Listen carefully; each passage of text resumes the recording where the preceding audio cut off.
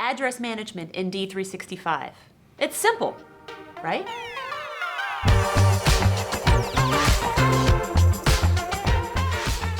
What's up, everybody? Mel here with another episode of Sunrise Compass. We recently had a request to have an episode about address management in D365. So I brought Chris in here to ask him about it and see if he can shed some light on it for us. So address management, what makes it complicated? Tell me about that. Sure. So there's both a technical side and a functional side to address management in D365. The technical aspect in terms of migrating data from a legacy system, we're working with both an inbound and outbound integration and making sure the address is formatted correctly for that system. That's actually pretty well documented and known at Sunrise internally with our technical group. What people don't realize is that there's actually a bunch of functional nuances which are really important to know in D365. So for example, working with address purposes and knowing how those help you default data onto sales orders, purchase orders, or facing documents. Working with one-time addresses is really important. Even just understanding how addresses are stored in D365 and how they're rendered at runtime through address formats so that they work for different countries, regions, etc. So you mentioned something about purposes. I've seen that before, but tell me more about what that does. Mm-hmm.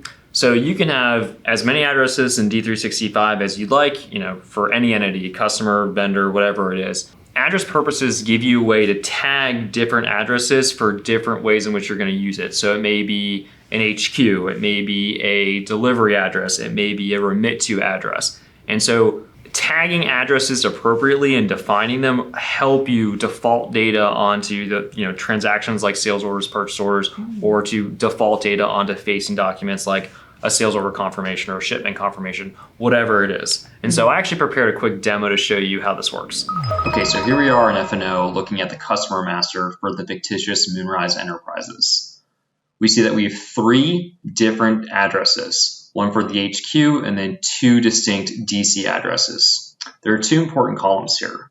The purpose column, which you'll notice there are 2 distinct purposes, and then we have the primary column. So you may think that because this primary flag is set on this address, that if we were to create a new sales order, this would be the address that defaults onto the order. That's not necessarily the case. What you need to do is drill into this set defaults option.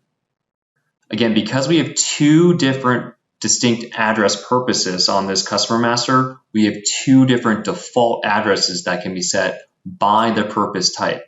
So we see that the Los Angeles address is the one that is default for delivery, whereas the Arlington address is the default for the business purpose address.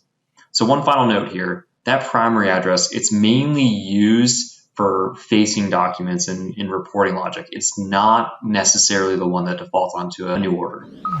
Okay, cool. So I can totally see how you can get out of hand with all that, right? Now let's take a look at one-time addresses. Okay. Here we have a B2C sales order, and we notice that the default delivery address has been automatically applied to the sales order during creation. I'm free to add a new address on the fly. By default, the system is going to assume that it's a new delivery address, and it's also going to automatically associate this new address back to the customer master, unless I use the one-time flag. The one-time flag is a neat tool to handle one-off scenarios. Say, in this B2C scenario that I'm on vacation and I forgot, let's say, my pair of sandals. So I'm placing this order to this one-off address, but it's not one that I would ever potentially want to use in the future. And I certainly wouldn't want, my next order to go to this vacation property. The one-time flag saves this address only to the sales order and does not associate it back to the master record. So you mentioned that one-time addresses aren't saved to the customer master.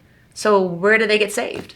Great question, Mel. So that actually brings up an overarching topic about address management in D365. Anywhere you see an address, or basically anywhere you see an address in D365, it's always going to be in one of those gray display windows. That's because the address is never explicitly stored to the data source. There are a bunch of directory tables and views in D365 that are compiling the address information at runtime based on an address format. So let's take a quick look at that. Different countries and regions have different address requirements. They have different components that ultimately make up the address. And so D365 uses the concept of an address format associated to each country or region. So we see the United States uses address format 08. Let's go look at that. The address format determines which components of an address are used, required, and ultimately how they're sequenced. The address formats out of the box are pretty much all-inclusive, but if you ever need to make a change, this is where you need to come. And then you also need to make sure that you properly associate that address format to the country and region. Man, addresses are like way more complicated than I thought they were. Yep, addresses do have a fair amount of functional nuance in D365, and you can see why it's so important for our functional resources to know those components and be able to explain them well to their customers. Our projects are already complicated enough. Let's try to keep addresses simple. That's for sure. All right, everybody. Join us in a couple of weeks for our next episode of Sunrise Compass. See you later.